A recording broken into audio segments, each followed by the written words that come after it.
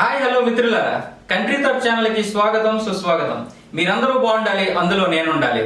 ఇంతవరకు ఈ ఛానల్ ని సబ్స్క్రైబ్ చేసుకోకపోతే వెంటనే సబ్స్క్రైబ్ చేసుకోండి. అలాగే ఈ వీడియో కనుక మీకు నచ్చినట్లయితే లైక్ చేయండి, షేర్ చేయండి, కామెంట్ రూపంలో మీ విలువైన అభిప్రాయాన్ని తెలియజేయండి. ధన్యవాదములు.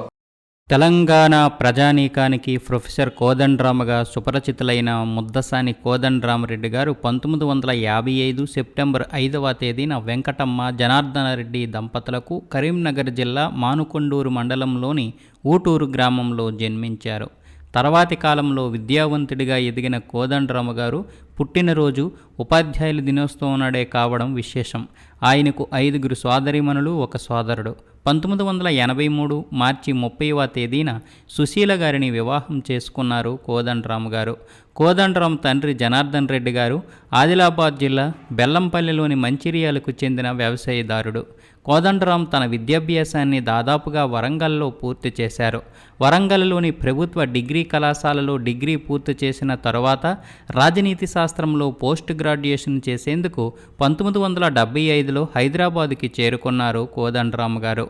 ఎంఏ, ఎంఫిల్, పిహెచ్డి చేసిన కోదండరామ గారు సమాజాన్ని నిశితంగా పరిశీలించిన వ్యక్తి. స్వతహాగా ఉపాధ్యాయ వృత్తిలో ఉన్న ఆయన తరగతి గదిని నిశితంగా పరిశీలించే ఉపాధ్యాయుడిగా సమాజాన్ని కూడా అలాగే అవగతం చేసుకున్నారు. 3.5 దశాబ్దాల సుదీర్ఘ ప్రయాణంలో ఎన్నెన్నో సంస్థలతో కలిసి పనిచేయడం ప్రత్యేక తెలంగాణ ఏర్పాటు ఉద్యమ కృషికై దారితీసిందే. Andhra Pradesh civil liberties committee, human rights forum, centre for world solidarity, world social forum and Telangana విద్యావంతుల వేదిక సంస్థల్లో కోదండరాం కీలక పాత్ర పోషించారు.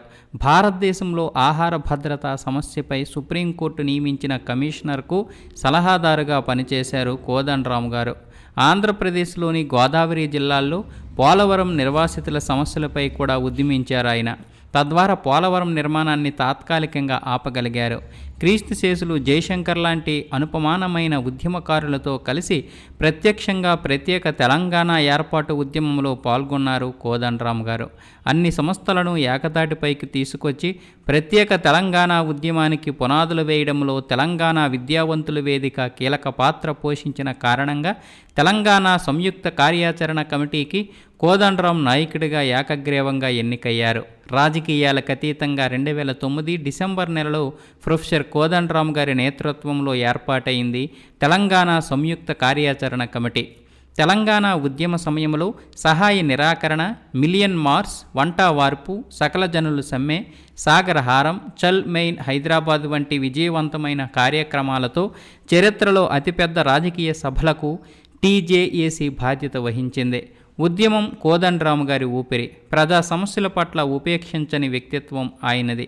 ఆవేశకావేశాలకు దూరంగా ఉద్యమాన్ని శాంతియుతంగా నడపడంలో దిట్టైన కోదండరాంని శాంతిదూత పురస్కారం వరించింది.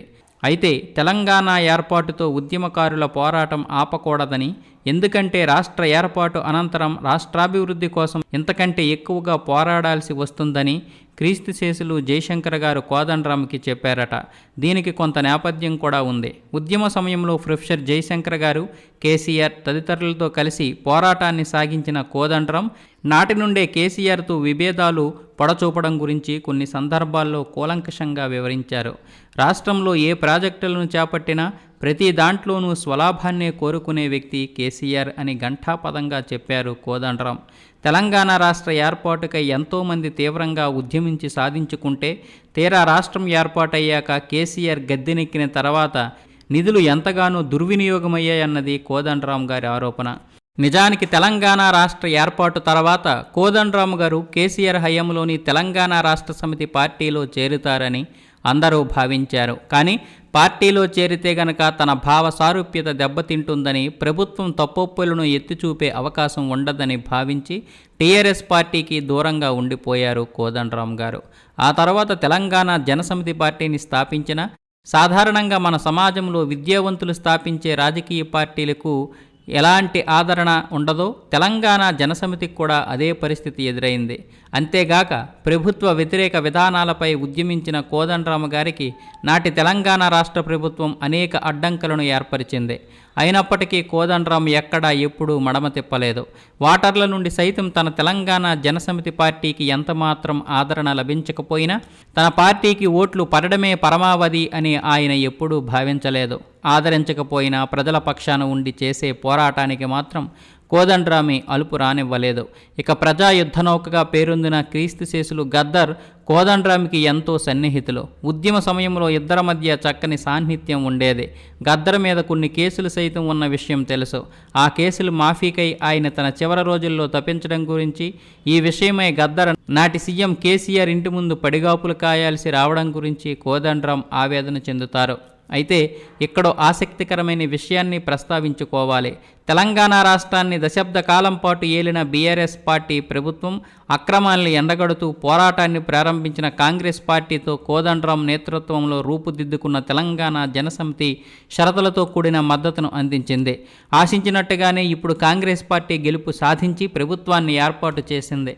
అయితే ఇది కేవలం ఎన్నికల ప్రక్రియ వరకు మాత్రమేనా, లేక కాంగ్రెస్ పార్టీలో తెలంగాణ జనసమితి భాగమవుతుందా అన్నది అనేక మందికి కలిగిన ఆసక్తికరమైన సందేహం. అంతేగాక కేసీఆర్ ప్రభుత్వ విధానాల్ని ఎండగట్టిన కోదండరాం ఇక మీదట రేవంత్ రెడ్డి ముఖ్యమంత్రిగా కాంగ్రెస్ పార్టీ నేతృత్వంలో ఏర్పాటైన ప్రభుత్వం గనక ప్రజా వ్యతిరేక విధానాల్ని అవలంబిస్తే అదే తరహాలో విభేదిస్తారా అనే సందేహం కూడా కలుగుతోంది. ఈ సందేహానికి కోదండరాం కార్యాచరణే సరైన సమాధానం చెప్పగలదు. ఏదేమైనా నిజానికి ప్రజాపాలన రాజకీయ పార్టీల ధ్యేయంగా ఉండాలి. కానీ నిర్మోహమాటంగా చెప్పాలంటే దురదృష్టవశాత్తు రాజకీయాలు ప్రజాపాలన రెండు రైలు పట్టాల్లా మారిపోయాయి. ధనబలం మార్బలంతో అధికారాన్ని చేజిక్కించుకునే ప్రయత్నాలు, అధికార ప్రతిపక్ష పార్టీలు ఒకదాన్ని మరొకటి దుమ్మెత్తి పోసుకోవడంతోనే రాజకీయాలు నిండిపోయాయి. అందుకే నిష్పక్షపాతంగా ప్రజా సమస్యల పరిష్కారానికై పోరాడే కోదండరాం లాంటి మహాశక్తుల అవసరం ప్రస్తుతానికి సమాజానికి ఎంతైనా ఉంది. అందుకే ప్రొఫెసర్ కోదండరాం గారికి సరైన ఆదరణ దక్కాలని, ఆయన ఏ ప్రజా సమస్యల పరిష్కారాలను అయితే కోరుకుంటున్నారో వాటిలో అత్యధిక భాగం జరగాలని మనము మన కంట్రీ థాట్ ఛానల్ తరపున మనస్ఫూర్తిగా కోరుకుందాం. ఈ వీడియో కనుక నచ్చినట్లయితే లైక్ చేయండి, షేర్ చేయండి, కామెంట్ చేయండి. సబ్స్క్రైబ్ చేసుకోకపోతే వెంటనే సబ్స్క్రైబ్ చేసుకోండి. అలాగే మనం పెట్టే ప్రతి వీడియో నోటిఫికేషన్ రావాలంటే తప్పకుండా బెల్ ఐకాన్ క్లిక్ చేయండి. తెలుగు వారికి వందనం, తెలుగు జాతికి అభివందనం. భారత్ మాతా కీ జై, జై హింద్. Hi, this is Roja. For more interesting updates please subscribe country thoughts. Hi, నేను మీ వేణు. మీ అభిమాన హీరోల బయోగ్రఫీ కోసం please subscribe country thoughts. Hi friends, నేను మీ రచరవి. ఫ్రెండ్స్, మీకు ఇంట్రెస్టింగ్ వీడియోస్ కోసం please subscribe country thoughts. Hi అండి, నేను మీ fun bucket Bharat. Please subscribe to country thoughts. Hi friends, నేను మీ Devenani. Please subscribe country thoughts. Please subscribe and share country thoughts. Hi అందరికీ నమస్కారం, నేను మీ Madhupriya. Please subscribe to country thoughts YouTube channel.